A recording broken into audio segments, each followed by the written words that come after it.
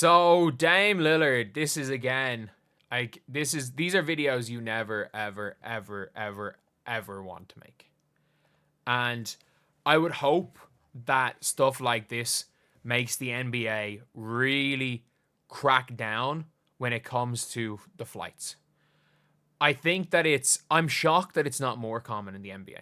And I mean that. Like, I am very shocked because of the fact they go from high intensity activity, whatever like recovery they do, but then they suddenly go on to long flights, even though they are charter. So it is less dangerous than if they were flying commercial. I don't know how it wasn't so common in the past when they flew commercial. And you might be saying, oh, people were built differently back then. I was like, not in this way. Not in this way at all that people were built differently.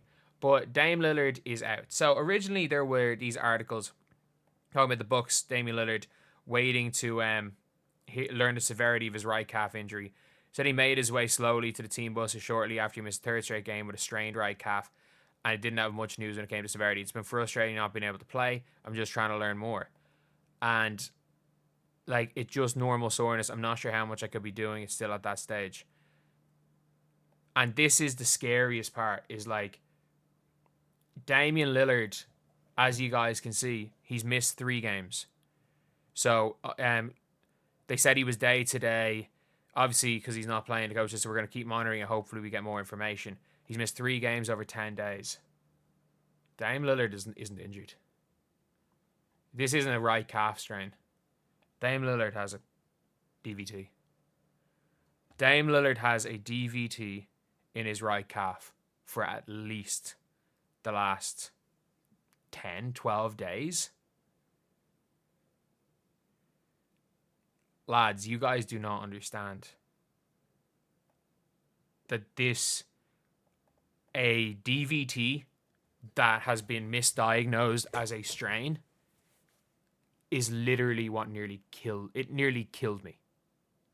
Like, thankfully, he can only count himself so lucky that eventually they found out.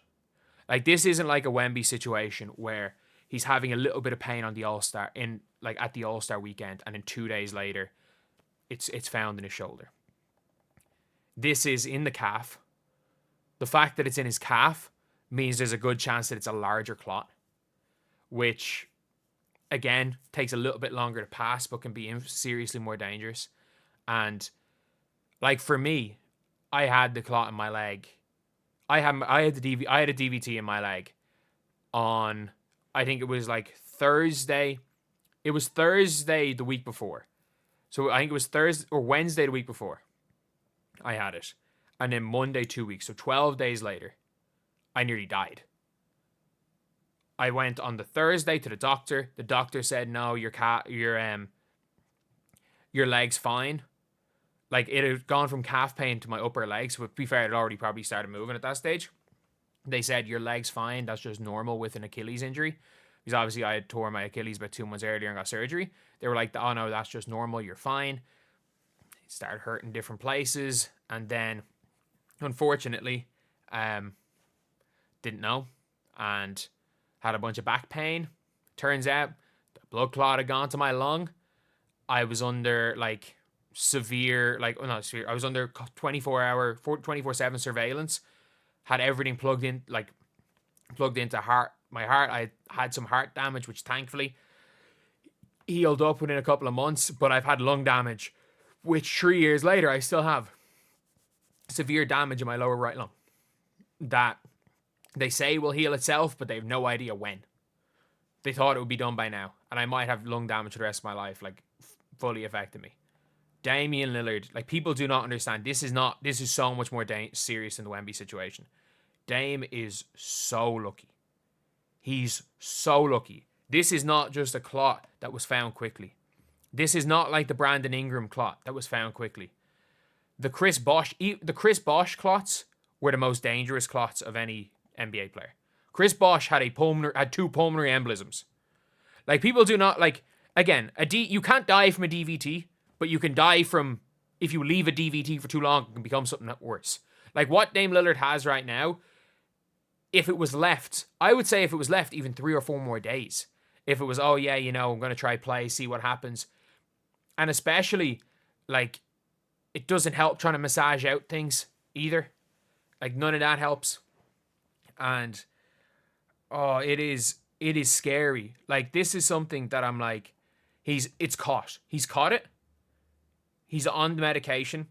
And I would say, considering how long he's had it, I trust the team doctors to be able to eventually to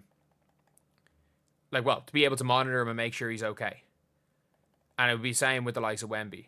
But like, how these team doctors didn't just scan. Didn't scan because, not that there's a way you can guarantee that you have a clot, but there is, like, there's 100%. Like, I've spoken to plenty of physios about it when I had it. Like, the physio that I had said something seemed up, but the surgeon said you were, or the doctor said you were okay, so he didn't want to say anything. Like, there is, like, type of swelling that, not that I can say it's a clot, but it's just odd. And in fairness, the physio said that. I'm like, I'm shocked that he managed to go 12 days being listed day to day with a freaking DVT.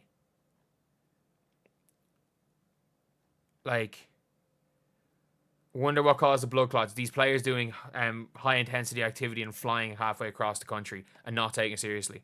I really hope these two high profile cases of this, like, first of all, they're going to be fine.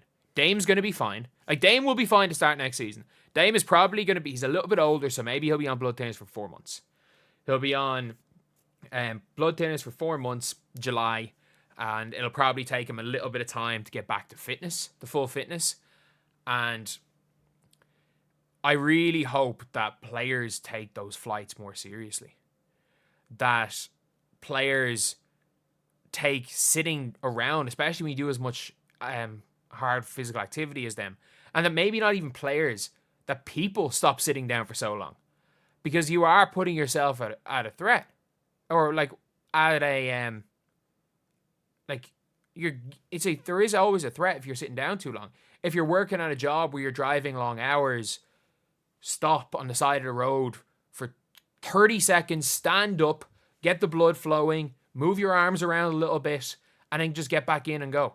Like, them type of things. If you're going to be driving for long hours, a pair of compression socks. If you're going to be on a long flight, just wear flight socks on a long flight, on a long haul flight. For all these players, just wear compression. Be smart about it. Minimize the risks of this, because these things are life-threatening. And this is so scary considering how long Dame Lillard has been injured.